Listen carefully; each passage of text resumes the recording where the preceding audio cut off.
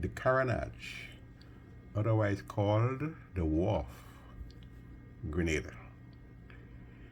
That CARENAGE picture, I stared at a picture of the CARENAGE, and I was suddenly gripped with nostalgia as I looked at the awe-inspiring horseshoe-shaped geographical scene.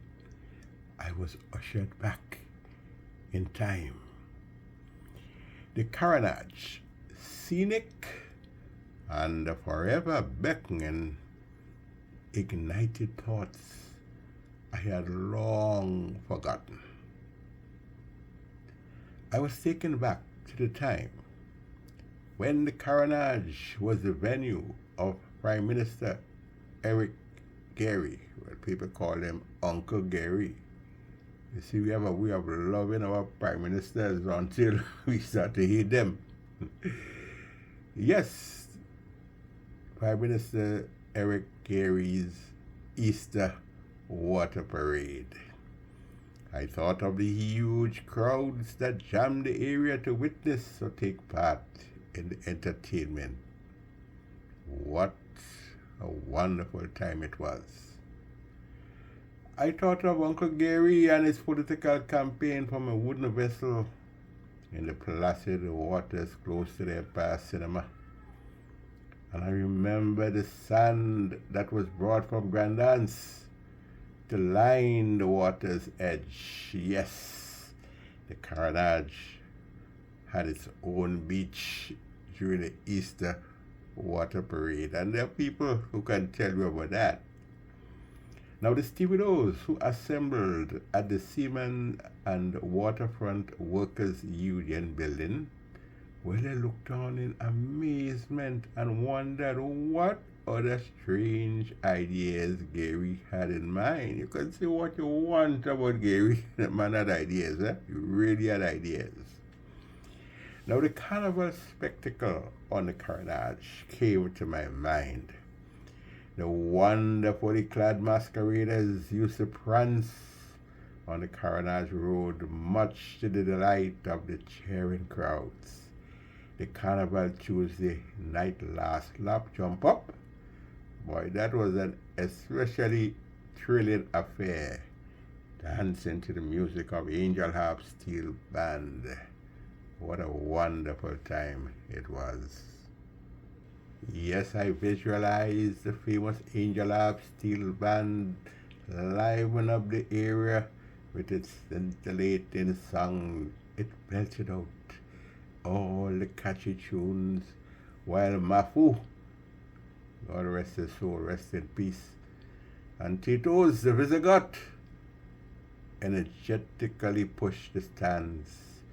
Those stands accommodated bassmen who pounded relentlessly on the steel drums and sent feet jumping high. There was always a certain urgency on Carnival Tuesday night, as the revelers knew that midnight marked the end of their fun. The jam session picked up, and the pace, yes, the pace picked up also as midnight approached. You can't think of the CARENAGE and not mention the restaurants. I remember the restaurants. The CARENAGE was always the perfect setting for restaurants, pleasant dining. There were Nutmeg, Rudolph's, and who remembers Portofino restaurant? Rudolph's provided the perfect atmosphere for dining and for absorbing the wonderful scenery the CARENAGE presented. One could nibble on a chicken snack and behold the frosty waves made by massive ships as they propelled out of the CARENAGE harbor. What a wonderful scene. Nutmeg Bar and Restaurant was the ideal spot to eat and to relax. One could sip on a glass of sea moss or Caribbean and be soothed by the picturesque sight around. or just recline on a chair and read a book from the nearby Sea Change bookstore. You remember Sea Change bookstore? The atmosphere at the Nutmeg was always enchanted. And as my old Barbadian friend used to say, Ma, if you never eat a chicken snack at Nutmeg, Ma, you never eat yet. Now, when reflected on the CARENAGE, the image of boats will always come to mind. The little boats, old man rowing his boat across the CARENAGE, rowing his boat to make his daily bread. And the GBSS and high school students would jump in the boats too, and they would go across the CARENAGE and enjoy the scenery. I must mention the rum runner. Yes, I have to mention the rum runner. Fun-loving people joyfully boarded the rum runner, especially when the sun went down, to enjoy a wonderful offshore cruise. The sound of soca and reggae music from the rum runner always disturbed the quietness as it moved out. Tourists and Grenadians who came home on holiday always spoke of the marvelous time they had, the experience on the rum runner. Now the visitors used to stand still on the upper deck and breathe in the fresh CARENAGE air. They sucked in the air and in the process rejuvenated lungs long deprived of purity in the toxic environment of Toronto, New York, London, and other places. I recall the grayish wooden boats. We call them lighters.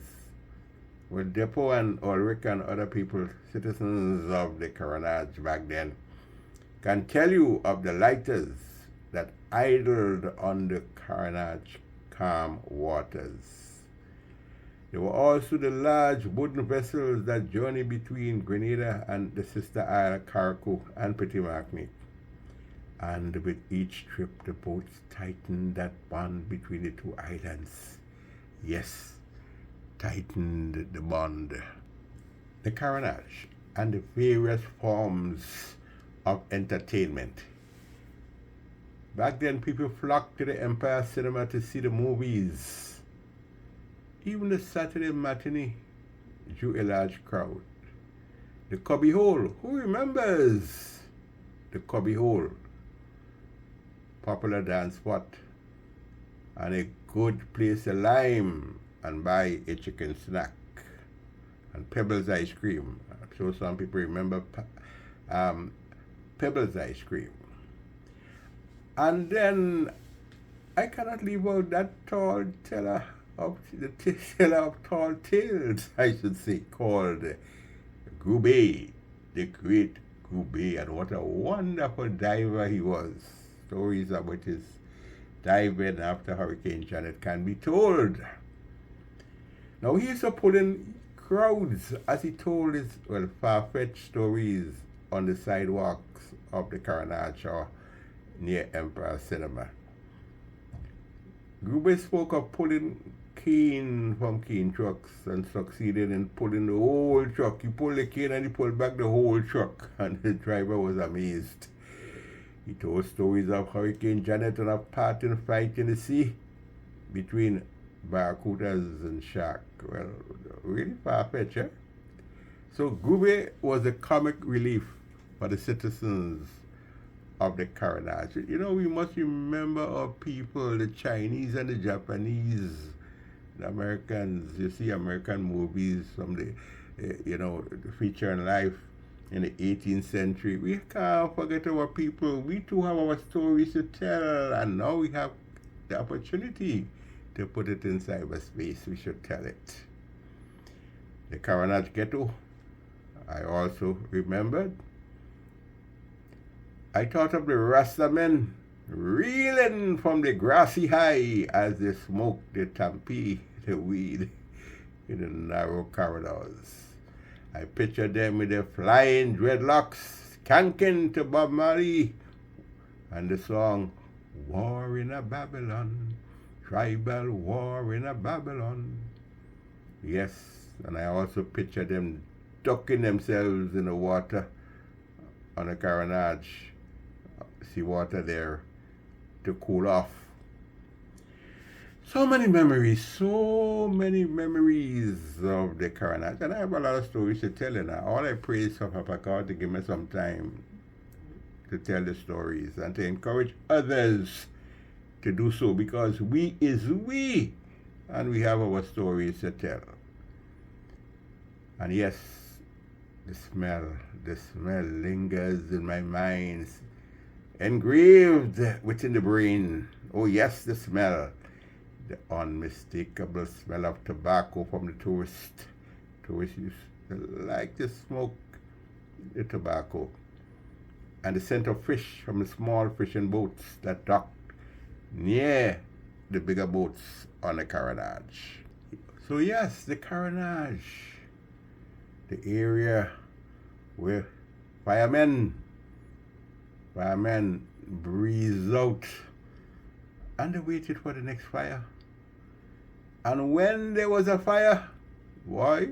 They rode to the fire. The engines and the horns blaring, and they fiercely fought the fire until the building was reduced to ashes. And then they headed back to the firehouse, the building on the CARENAGE, headed back there to play dominoes and wait for the next building to erupt in flames. But we loved our firemen, eh? I remember a man called Rex, who was a great fireman. So I looked at the picture, and you can look at it right there, an old picture of the CARENAGE, and the memories hit me like an avalanche. I picture the huge political demonstrations that took place on the CARENAGE. I remember that. I used to stay in Pandy Beach sometimes and look at them. And yes, finally, I see myself buying a hot bread and butter and a quarter pound of salami from Tony. We used to sell at Bradford Shop. It's a Bradford Shop on the CARENAGE. Rest in peace, both. And you know what? The taste of that leavened bread, boy, that is still in my mouth. And the Bajan, if I see him today, he would tell me, anybody who never tastes a leavened bread, never ate yet. Yes, the CARENAGE. We must tell the story. It is our stories. Anthony Wendell directs.